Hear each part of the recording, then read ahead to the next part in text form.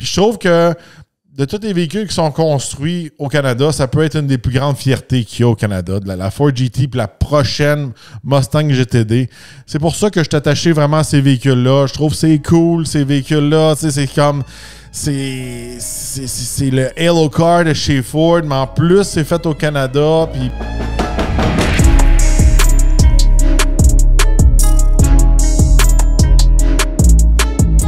Aujourd'hui, au Talk Podcast, je vous parle de tous les véhicules qui sont assemblés au Canada. Faut se le dire, il n'y a pas de manufacturier qui vient du Canada, mais c'est pas parce qu'un manufacturier vient du Japon que la voiture est assemblée au Japon. Même chose aux États-Unis, Allemagne, ces choses-là.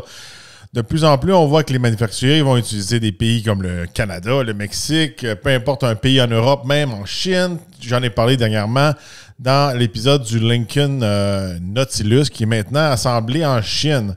Alors, un petit spécial pour aujourd'hui pour la journée de la fête du Canada. On parle de tous les modèles qui sont assemblés au Canada. Peut-être que vous êtes déjà au courant, peut-être que vous avez aucune idée de quels modèles qui sont produits ici. Alors, aujourd'hui, j'y vais avec la liste. On parle surtout des modèles de manufacturiers. C'est sûr qu'on pourrait tomber aussi dans les petits manufacturiers indépendants, comme ceux qui font le T-Rex, Campagna ou encore là, la Filino, ces choses-là. Mais il y a tellement de petites compagnies, je pourrais dire, plus obscures. On va se concentrer seulement sur les modèles de production de manufacturiers, je pourrais dire, global. Alors, on y va avec la liste. Puis vous allez voir que dans la liste, ça brasse beaucoup de ce temps-ci, surtout au Canada. Il y a beaucoup de changements. Et on part avec le Dodge Charger, Dodge Challenger. Ces modèles-là, regardez, ils sont assemblés en Ontario. Puis on va voir aussi que, je pourrais dire, presque 100% de tous les modèles qui sont assemblés ici au Canada sont en Ontario, malheureusement. C'est plate de voir que les manufacturiers n'ont pas investi dans d'autres provinces. Il y a des raisons politiques en arrière de ça. Il y a de l'histoire en arrière de ça. Dans le temps, le Québec, c'est eux autres qui faisaient... on avait la Firebird, la Camaro, la Trans Am. À Bromont, on a eu aussi, à un moment donné, on a eu Hyundai avec la Sonata, ces choses-là. Puis avec le temps, je pense que la politique, les syndicats, tout ça, ils ont fait repousser ça, puis c'est tout Ontario qui ont pris ça. C'est étonnant qu'il n'y a aucune autre province qui a aussi, je pense, qui peut en profiter. C'est sûr certain que l'Ontario descend vraiment dans les États-Unis. C'est plus facile sûrement pour le transport, ces choses-là. Mais c'est juste pour faire un clin d'œil que c'est malheureux que c'est juste en Ontario. Alors, le fameux Charger, Challenger, tout ça, c'est fait à Brampton, Ontario. Alors, tous les modèles, 392, Hellcat, tout ça, c'était fait au Canada. Le modèle est discontinué présentement. Alors, ça brasse. C'est un peu inquiétant des fois quand on fait partie d'une usine qui change de modèle. Est-ce qu'ils vont réinvestir? Est-ce qu'ils vont fermer l'usine? Est-ce qu'ils vont la déménager au Mexique? Ça peut arriver. Là, il réinvestit environ 3,6 milliards canadiens en 2022, en mai.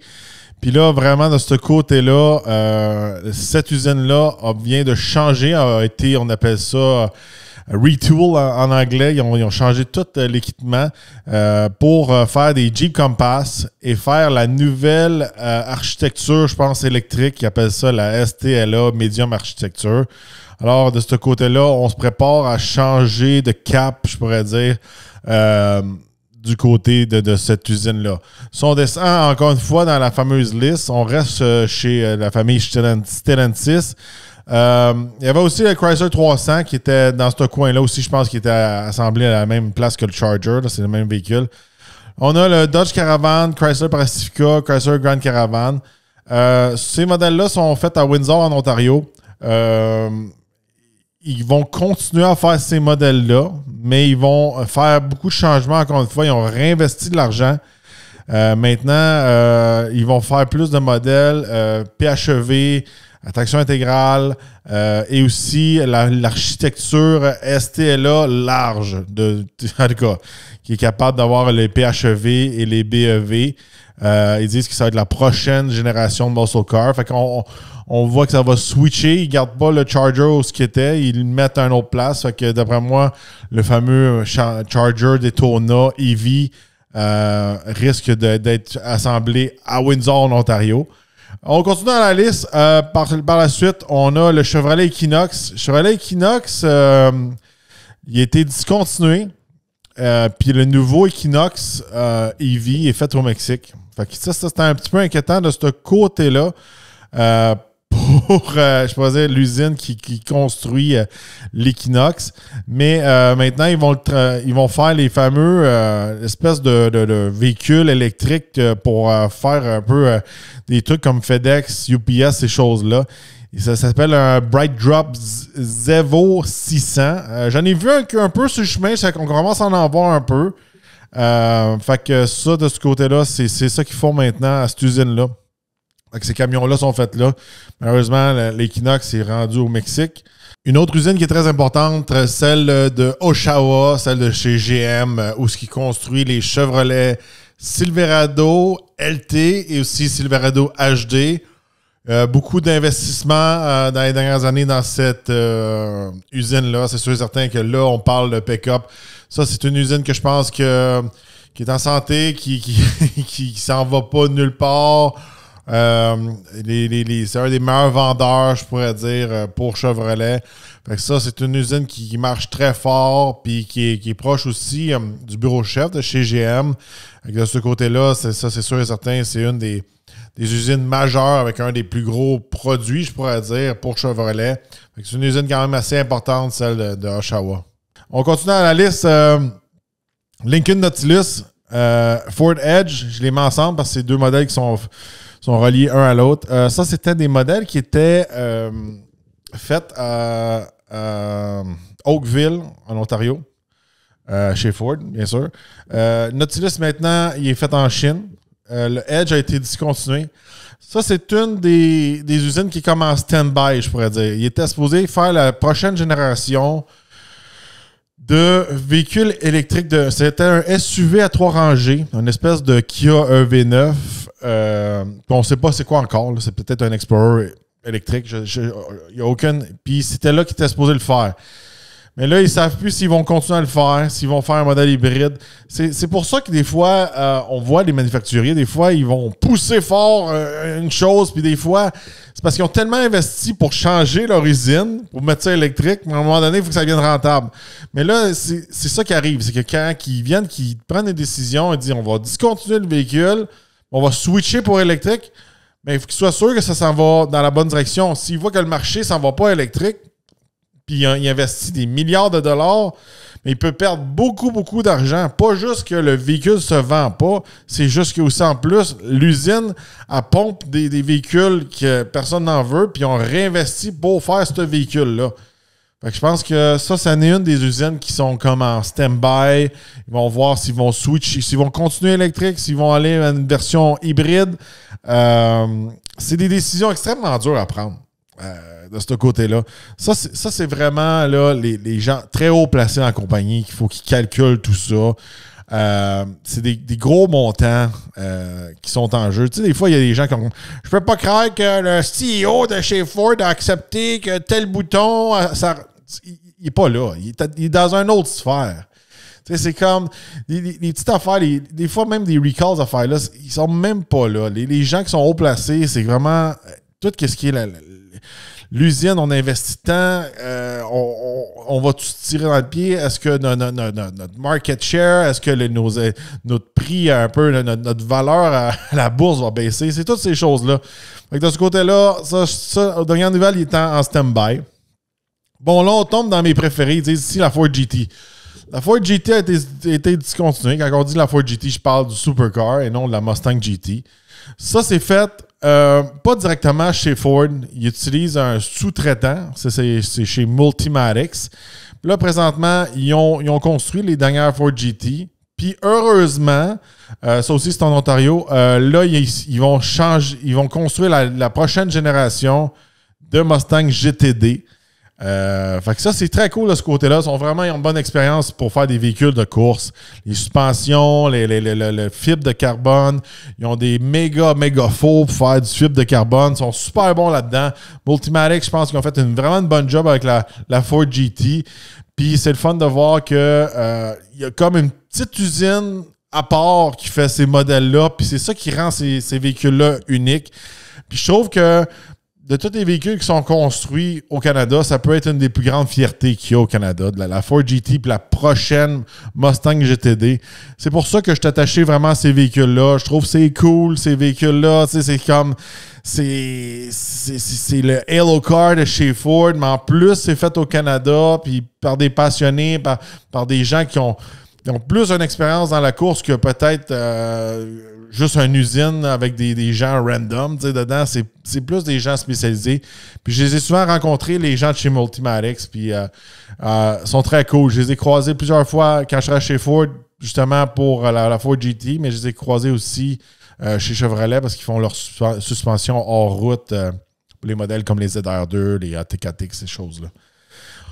On continue à la liste. Quand même un gros vendeur. Toyota RAV4, Lexus RX, des véhicules extrêmement populaires, puis habituellement qui ont bonne réputation, puis aussi qui sont bien assemblés. Puis on finit avec chez Honda Civic version berline coupée et le CR-V.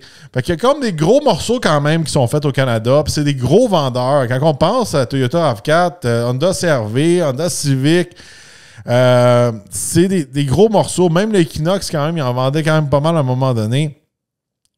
C'est des places que ça roule à 2-3 chiffres, qui emploient beaucoup de gens. À chaque fois que je clique sur chacun, là, tu sais, c'est comme 2400, il y en a un autre, c'est 3500. Tu sais, ça devient 10 000 employés et plus et plus. Ça montre comment que l'Ontario est long pour appâter un peu les grosses industries puis faire des gros changements. Tu sais, je vous donne un exemple. Juste mettons, à Bromont, c'était pas une grosse ville quand que Hyundai s'est installé ici. Qu'est-ce que ça leur a fait avec le temps si Hyundai aurait continué à construire des véhicules à Bromont? Est-ce que Bromont serait devenu plus gros que Granby? Ça aurait changé vraiment la dynamique en Estrie. Je pense que c'est de valeur que ça n'a pas marché. Surtout que Hyundai sont très forts au Québec en général. Je pense que c'est là qui ont le plus de ventes, selon moi, dans tout le Canada. Je pense qu'avoir eu un modèle Hyundai ici, ça aurait fait du sens avec le temps.